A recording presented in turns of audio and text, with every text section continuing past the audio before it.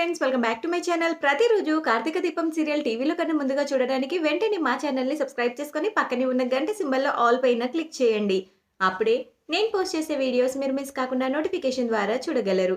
ఇక సీరియల్‌లోకి వెళ్తే కార్తీక దీపం సీరియల్‌లో జ్యోత్స్న గదిలో జ్యోత్స్నకు సంబంధించిన ఫోటోలు చూసి అసలు జ్యోత్స్న బండారం తెలుసుకొని కుప్పకూలిపోతుంది సుమిత్ర. మరి అసలు ఏం జరిగింది? అసలు జ్యోత్స్న గదిలో సుమిత్రకు దొరికిన ఆ ఫోటోలు ఏంటి? అసలు జ్యోత్స్న గురించి సుమిత్ర ఏం తెలుసుకుంది అనేది తెలియాలంటే ఈ వీడియోని చివరి వరకు స్కిప్ చేయకుండా చూడండి. అప్పుడే మీకు క్లియర్‌గా అర్థమవుతుంది. అలాగే ఈ వీడియోని ఇప్పటి వరకు లైక్ చేయని వాళ్ళు ఇప్పుడే లైక్ చేసేయండి. ఇక సీరియల్‌లోకి వెళ్తే కార్తీక దీపం సీరియల్‌లో అసలు సీఈఓగా ఎవరిని అనౌన్స్ చేస్తారు అనేది చాలా అందరూ ఎక్సైటింగ్‌గా ఉన్న విషయం అందరికీ తెలిసిందే. అయితే ఖచ్చితంగా దీపని సీఈఓని చేస్తారు అని ఎంతో నమ్మకంతో ఉంటుంది జ్యోత్స్న ఇంకా పారిజాతం. అయితే ఆ శివనారాయణ జ్యోత్స్న కాకుండా ఆ దీపని సీఈఓగా అనౌన్స్ చేసిన మరుక్షణమే నేను ఆ దీపని చంపేస్తాను అంటూ ఇక జ్యోత్స్నకు మాటైతే ఇస్తుంది పారిజాతం. ఇక దాంతో నాకు ఈ దెబ్బతో ఏ అడ్డు ఉండదు. ఇక దీప ఆహ్, చావబోతుంది. అలాగే నేను బావకి దగ్గరవుతాను. ఈ ఇంటికి ఏకైక వారసురాలిగా ఉండిపోతాను. నిజం తెలిసినా ఎవ్వరు ఏమి చేయలేరు. అప్పటికి దీప భూమి మీద ఉండదు కాబట్టి. ఇక దీప కడుపున పుట్టిన ఆ శౌర్యను కూడా అడ్డు తొలగించుకుంటే ఇక నాకు ఏ సమస్య ఉండదు. సో, ఫస్ట్ ఇప్పుడు నా టార్గెట్ దీప. ఇప్పుడు ఎలాగో తాత దీప గురించి అనౌన్స్ చేస్తాడు. ఆ తర్వాత దీపని ఎలా అడ్డు తొలగించుకోవాలో గ్రాండ్‌కి తెలుసు. నా చేతికి మట్టంటకుండా నేను ఈ ఇంటికి యువరాణిని అయిపోతాను. ఇక నాకు ఏ అడ్డు ఉండదు అనుకుంటూ దీప అయితే ఆలోచిస్తూ ఉంటుంది. కార్తీక్‌ని మాట్లాడమని శివనారాయణ చెప్పగానే నేనైతే దీపని ఆహ్, ప్ర అంటే సీఈఓగా అనౌన్స్ చేద్దాము అని ప్రపోజ్ చేస్తున్నాను. కానీ ఆహ్, మీరు మీ నిర్ణయం కూడా ఇందులో భాగంగా ఉంటుంది కాబట్టి, ప్రస్తుతానికి నేనైతే ఆ సీఈఓ పదవిలో నేను కూర్చోలేను. మీ అంగీకారం ఉంటే, మీ సపోర్ట్ ఉంటే దీపని కూర్చోబెట్టడానికి నాకు ఎటువంటి అభ్యంతరం లేదు. నా బదులు నా భార్య దీప ఈ సీఈఓ పదవిని చేపట్టాలని నేను అనుకుంటున్నాను. నేను ఈ ప్రపోజల్‌ని తీసుకొచ్చాను. ఇందులో మీకు ఇష్టమైతే ఒప్పుకోండి. మీకేమైనా అబ్జెక్షన్స్ ఉంటే కూడా మీ నిర్ణయాల్ని నిరభ్యంతరంగా బయట పెట్టొచ్చు అనగానే ఒక్కసారిగా జ్యోత్స్న, పారిజాతం అయితే చాలా షాక్ అయిపోతారు. ఇక తర్వాత సుమిత్ర, దశరథ, శివనారాయణ అందరూ కలిసి అయితే సంతోషంగానే ఉంటారు. ఆహ్, సుమిత్ర మొహంలో కూడా సంతోషం అయితే కనిపిస్తుంది. కానీ ఆహ్, జోస్ వీళ్ళందరితో జ్యోత్స్న, పారిజాతంలతో పాటు దీప కూడా షాక్ అయిపోతుంది. "బావ ఏం మాట్లాడుతున్నావు? నేను సీఈఓగా ఉండడం ఏంటి? ఇంత పెద్ద కంపెనీని నేనెలా చూసుకోగలుగుతాను? చూడు బావ, నువ్వు నా మీద మోయలేని బాధ్యత పెట్టొద్దు. నాకు ఈ పదవిని మోయడం నాకు ఇష్టం లేదు. నేను ఉండలేను బావ" అనగానే బ్రతికిపోయింది. లేదంటే నా చేతిలో ఇది చచ్చేది. ఎలాగో దీపకి ఒప్పుకోకుండా చేయాలి. దీప ఈ సీఈఓగా ఉండడానికి వీల్లేదు అంటూ ఇక జ్యోత్స్న ఇంకా పారిజాతం అయితే రెచ్చగొడతారు. అయితే జ్యోత్స్న కావాలనే దానికి పదవి ఇది ఇవ్వాలని, అలాగే ఆ పదవి ఇవ్వడం వల్ల తన దీప అడ్డు మొత్తం కంప్లీట్‌గా తొలగిపోతుందని, తన లైఫ్ కూడా సెటిల్ అయిపోతుందని చాలా ఆశగా ఎదురు చూస్తూ ఉంటుంది ప జ్యోత్స్న. అయితే దీపని ఏం చేయాలని ఆలోచిస్తూ ఆ కత్తి కూడా పట్టుకొచ్చి అందరి ముందు సీఈఓగా ఉన్ దీప సీఈఓగా ఆ చైర్‌లో కూర్చున్న మరుక్షణం దీప ఈ భూమి మీద ఉండకుండా చేస్తాను ఖచ్చితంగా అంటూ అనుకుంటూ ఉంటుంది. ఆ తర్వాత అంతలోనే ఆహ్, దీప గురించి తెలిసి దీప సీఈఓగా కూర్చుంటే వాళ్ళ అమ్మ ఎలాంటి నిర్ణయాలు తీసుకుంటుందో అని తెలిసి ఖచ్చితంగా పారిజాతం ఏదైనా ప్లాన్ చేస్తుందేమో అని చెప్పేసి పారిజాతంని అడ్డు పెట్టుకోవడానికి కార్తీక్ అయితే ఇంకొక మంచి ప్లానే చేస్తాడు. అదేంటి అంటే ఇక పారిజాతం కాళ్ళకి అడ్డుకట్ట వేయాలి అంటే దాసు మాత్రమే కరెక్ట్ అని భావిస్తాడు కార్తీక్. అందుకోసం దీపను సీఈఓగా కూర్చోబెట్టిన అంటే అందరూ కూడా ఏకగ్రీవంగా దీపని సీఈఓగా కూర్చోవడానికి సపోర్ట్ చేస్తారు. అయితే బోర్డ్ మెంబర్స్‌తో సహా ఇంట్లో వాళ్ళైన సుమిత్ర, దశరథ కూడా దీప సీఈఓగా ఉండడంలో మాకు ఎటువంటి అభ్యంతరం లేదు అని చెప్పేసి అనడంతో జ్యోత్స్న అయితే చాలా బాధపడుతుంది. ఏదో ఒకటి చేసి గ్రాని దీ దీప అడ్డు తొలగిస్తానని చెప్పింది. కానీ కరెక్ట్ టైంకి బయటికి వెళ్ళిపోయిందేంటి? దీపని ఏం చేస్తుంది? నిజంగా నేను గ్రానీని నమ్మి మోసపోతున్నానా? ఈ సీఈఓ పదవి దీపకు రాకుండా నేను ఇంకేదైనా చేసేది ఉంటే బావుండేదేమో. అనవసరంగా గ్రానీని నమ్ముకున్నాను. గ్రానీని నమ్ముకుంటే కుక్క తోక పట్టుకొని గోదావరి ఈడ్చినట్టే అవుతుంది. కానీ నేను ఏం చేయాలి? దీపని సీఈఓగా కూర్చోపెట్టొద్దు. అలాగే దీప అడ్డు తొలగించుకోవాలి. కానీ నా చేతికి మట్టంటకుండా దీప అడ్డు తొలగించుకోవాలని నేననుకున్నాను. గ్రానీ అలా చేస్తుందనుకున్నాను కానీ గ్రానీ నాకు ఇలా హ్యాండ్ ఇస్తుందని నేను అస్సలు అనుకోలేదు. అంటూ దీప గురించి, గ్రానీ గురించయితే మాట్లాడుకుంటూ, ఆలోచించుకుంటూ ఉంటుంది మనసులో జ్యోత్స్న. ఆ తర్వాత అందరి అభిప్రాయాలు ఒప్పుకున్న తర్వాత దీప నిరాకరించడంతో దీపనైతే బాగా నచ్చజెప్పి, "చూడు దీప, ఇది మన కంపెనీకి సంబంధించిన నిర్ణయం. ఈ కంపెనీలో ఎంతోమంది బ్రతుకుతున్నారు ఈ కంపెనీని నమ్ముకొని. నువ్వు గనక ఈ కంపెనీకి సీఈఓగా ఉండడానికి ఒప్పుకోకపోతే చాలా నష్టం జరుగుతుంది. ఎంతోమంది కుటుంబాలు వీధిన పడతాయి. నీ ఒక్కదాని వల్ల ఇంతమంది లైఫ్ నిలబడుతుంది అంటే కూడా నువ్వు ఈ పని చేయకుండా ఉంటావా?" అనగానే, "అది కాదు బావ, నాకు ఎటువంటి ఎక్స్‌పీరియన్స్ లేకుండా నేను మాత్రం ఇంత పెద్ద కంపెనీని ఎలా రన్ చేయగలను? ఆహ్, నా మీద నమ్మకం పెట్టుకుంటే పాపం వాళ్ళ జీవితాలు" అనగానే, "చూడు దీప, నీకు అంతటి సామర్థ్యం ఉంది కాబట్టే నిన్ను సీఈఓగా ప్రపోజ్ చేస్తున్నాం" అని చెప్పేసి శివనారాయణ అయితే అంటాడు.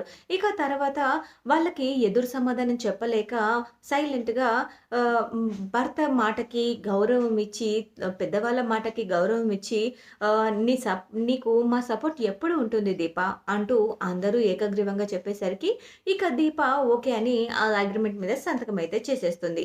ఇక కంపెనీకి సీఈఓగా దీపకు సపోర్ట్‌గా కార్తీక్ ఉండడంతో కోపంతో రగిలిపోతూ ఉంటుంది జ్యోత్స్న. ఇక గ్రానీ ఎక్కడికి వెళ్ళిందని ఎదురు చూస్తూ బయటకు వెళ్తూ ఉండగా గ్రానీతో అయితే దాసు మాట్లాడుతూ ఉండడం జరుగుతుంది. ఇక దాంతో దాసేంటి ఇక్కడికి వచ్చాడు? అంటే ఇది కూడా బావ ప్లానేనా? అంటే మేము ఖచ్చితంగా ఏదో ఒక ప్లాన్ చేస్తామని బావ ఎక్స్‌పెక్ట్ చేసే దాసుని ఇక్కడికి రప్పించాడా? దాసు ఏం చెప్తున్నాడు? కొంపదీసి దీపే ఇంటి వారసురాలన్న నిజం గ్రానీకి చెప్తున్నాడా? ఏం జరుగుతుంది? కొంపదీసి గ్రానీకి గాని ఈ విషయం దాసు చెప్పేస్తే, నాకు తెలిసి కూడా నేను చెప్పలేదని గ్రానీ నా మీద కోపంతో రగిలిపోతుంది కదా! ఇప్పుడు గ్రానీ నాకు చేసిన సపోర్ట్ కూడా చేయకుండా పోతుందేమో! నాకు చాలా భయంగా ఉంది అని చెప్పేసి వాళ్ళ గురించి ఆలోచిస్తూ ఉంటుంది. ఇక తర్వాత చూడమ్మా, నువ్వు ఇప్పటి వరకు చేసిన తప్పులు చాలు. నువ్వు నీ మనవరాలి కోసం చాలా చేశావు. నీ మనవరాలు నీ పెంపకంలో పెరిగి కనీసం బంధం, బాధ్యత అనే విలువ కూడా తెలియకుండా పెరిగింది. అసలు సొంత తమ్ముడు అన్నది లేదు. కన్న తండ్రి ఏ తేడా లేదు. ఆ మాటకొస్తే నువ్వు తన కోసం ఇంకేదైనా చేయాలని అనుకుంటున్నావేమో! కానీ నువ్వు గనక అలాంటి విషయంలో తొందరపడి నిర్ణయం తీసుకుంటే మాత్రం ఖచ్చితంగా ఏదైనా అటు ఇటు అయితే నిన్ను కనీసం చూడను కూడా చూడదమ్మా! అసలు నువ్వు తన కోసం నువ్వు ఇంతలా ఆలోచించాల్సిన అవసరం లేదు. అయినా నువ్వు నీ జీవితాన్ని నాశనం చేసుకోకు. దాని బ్రతుకేదో తను బ్రతుకుతుంది. తను తను తీసుకునే నిర్ణయాలు తననే తీసుకోనివ్వు. నువ్వు ఇంకేమి చెయ్యొద్దమ్మా అంటూ ఇక మాట తీసుకుంటాడు దాసు పారిజాతం దగ్గర. ఇక దాంతో ఏంటి మాట తీసుకుంటున్నాడు, కొంపదీసి దీపే తనకు ఈ ఇంటి వారసురాలని అసలు నిజం చెప్పేసాడా ఏంటి దాసు అంటూ ఏమి వినిపించకపోవడంతో తనలో తాను అన్నీ ఊహించుకొని టెన్షన్ పడుతూ ఉంటుంది. ఇక తర్వాత పారిజాతము అక్కడికి వెళ్తుంది. వెళ్ళిన తర్వాత ఏంటి గ్రాని, నీ కొడుకెందుకు ఇక్కడికి వచ్చాడు అనగానే, నాకు మాత్రమే కొడుకా?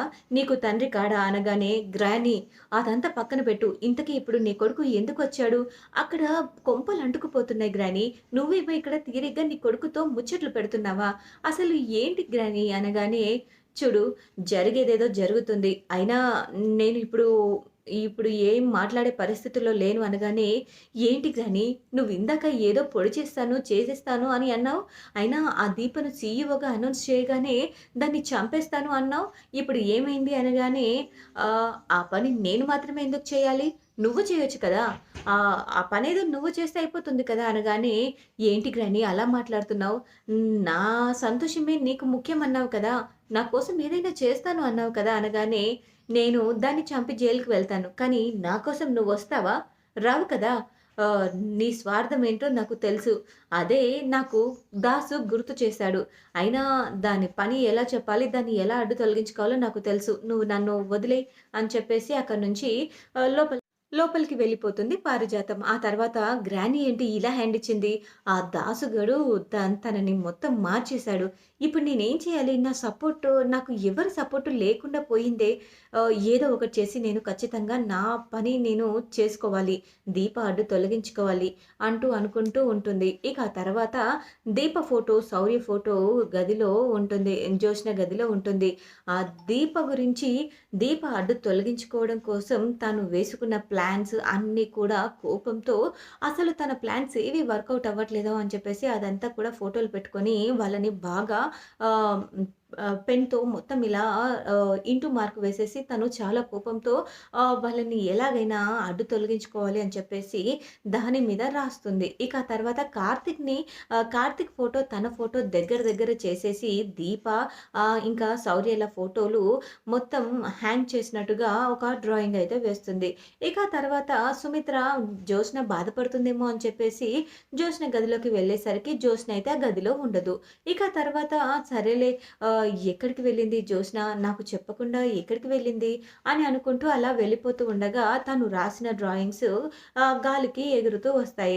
సుమిత్ర కాళ్ళ మీద పడతాయి. ఇక దాంతో కాళ్ళ దగ్గర పడేసరికి ఏంటి ఈ పేపర్ ఇక్కడికొచ్చి పడింది అంటూ అనుకుంటూ ఆ పేపర్ తీసి చూసేసరికి అక్కడ పేపర్‌తో పాటు 2 ఫోటోలు కూడా ఉంటాయి. ఇక తర్వాత జ్యోత్స్న ఫోటో కాకుండా దీప ఫోటో, శౌర్య ఫోటో 2 ఫోటోలు అలాగే వాటిని ఇంటూ మార్క్ చేసినట్టుగా వాటిని వాళ్ళిద్దరిని షూట్ చేసినట్టుగా ఇంకా చాలా రకాల డ్రాయింగ్స్ అంటే వాళ్ళిద్దరిని అడ్డు తొలగించుకునే విధంగా ఆ డ్రాయింగ్స్ వేయడం. దీపని కాకుండా కార్తీక్, జ్యోత్స్న బొమ్మలు పక్కపక్కన ఉండడం చూసి అసలు జ్యోత్స్న మనసులో ఉన్న స్వార్థము, కుళ్ళు, కుతంత్రాలు అన్నీ కూడా తెలిసిపోతాయి సుమిత్రకి. ఇక ఒక్కసారిగా అసలు జ్యోత్స్న జ్యోత్స్న మనసు తెలిసి ఏంటి జ్యోత్స్న ఇప్పటికి కూడా మారలేదా?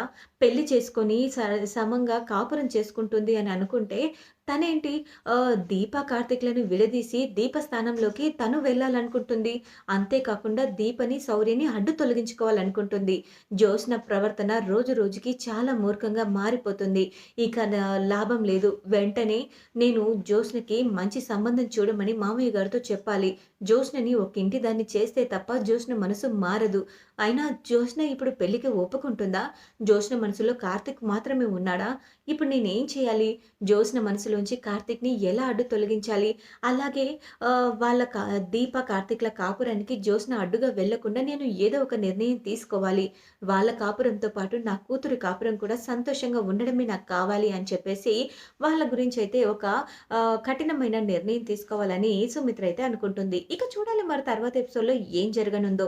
ఇలా జరిగి అసలు జ్యోత్స్న మనసు తనకి తెలియాలని, జ్యోత్స్న ఏం ప్లాన్ చేసిందన్న విషయం కూడా తనకి తెలియాలని, అలాగే జ్యోత్స్న ప్లాన్‌లన్నిటికీ అడ్డుకట్ట వేసి, జ్యోత్స్నకి త్వరలో ఒక అబ్బాయినిచ్చి పెళ్లి చేయాలని, జ్యోత్స్నకి తగిన బుద్ధి చెప్పాలని అనుకునే వాళ్ళు ఈ వీడియోని లైక్ చేసి షేర్ చేయండి. యెస్ అని కామెంట్ చేయండి. మా ఛానల్‌లోని మరెన్నో లేటెస్ట్ అప్డేట్స్ కోసం వెంటనే మా ఛానల్‌ని సబ్స్క్రైబ్ చేసుకొని పక్కనే ఉన్న గంట సింబల్‌లో ఆల్ పైన క్లిక్ చేయండి. అప్పుడే నేను పోస్ట్ చేసే లేటెస్ట్ అప్డేట్స్, వీడియోస్ మీరు మిస్ కాకుండా నోటిఫికేషన్ ద్వారా చూడగలరు. Thanks for watching my video.